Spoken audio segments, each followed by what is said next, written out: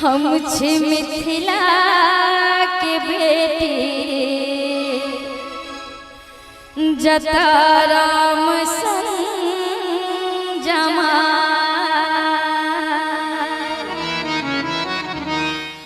पिता राजा जनक सन सोने ना सन्मान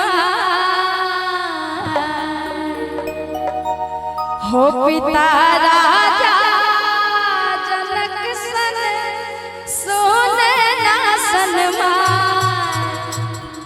हम छे मिथिला के बेटी जता राम सन जमाए। हम छे मिथिला के बेटी जता राम सन जमाए। पिता राजा जनक सन सोने ना सन्मान। पिता राजा जनक सन सोने ना सन्मान। हम छे मिथिला के बेटी जता राम सन जमाए। हम छे मिथिला के बेटी जता राम सन जमाए।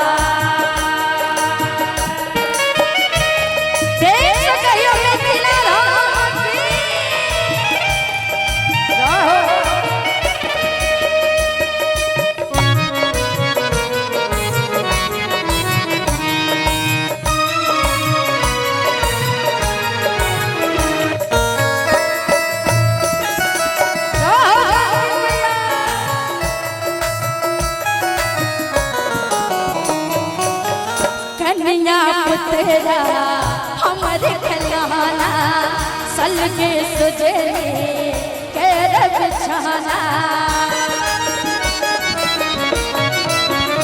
हाँ कन्या पुतरा हमारे खिलाना सलगे सुजले के रब छाना। जता सामा चकेवा भाई बहन खेला। जता सामा चकेवा भाई बहन खेला। हम छे मिथिला के बेटी जता राम सन जमाए। हम छे मिथिला के बेटी जता राम सन जमाए। प्रेम कयो श्री रामचंद्र की मैया जानकी की जय हो। बहुत सुंदर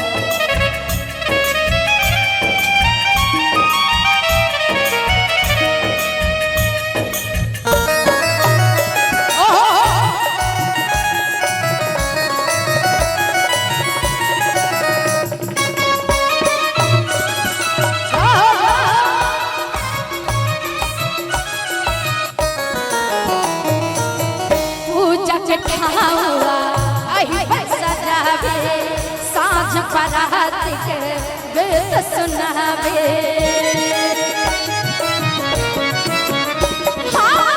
पूजा के ठावा अहिबन सजावे। साँझ परात के गीत सुनावे। जता धानक पहले सुबह के कहाय। जता धानक पहले सुबह के कहाय। बेटी जता राम सन जमाए। हम छे मिथिला के बेटी जता राम सन जमाए।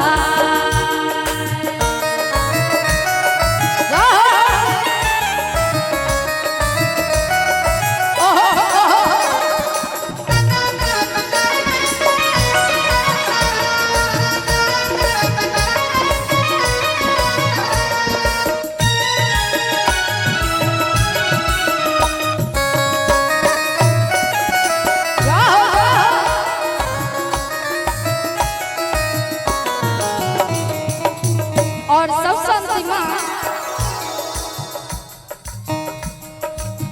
नहिरा सासुर कबर सजावे।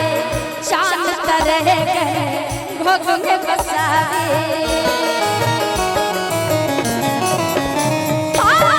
नहिरा सासुर कबर सजावे। शान तरह गए भोग में बसावे। और बहुत सुंदर लाइन कि नहिरा सासुर कोबर सजावे। शान तरे गए भोग में बसावे।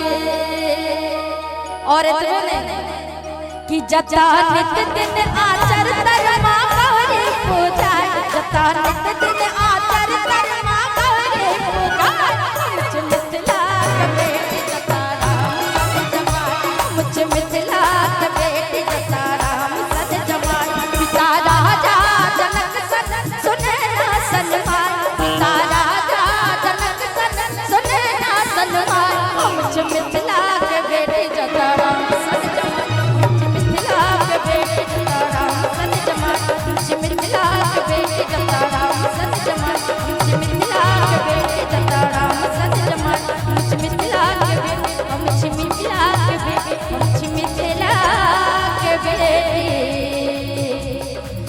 जता राम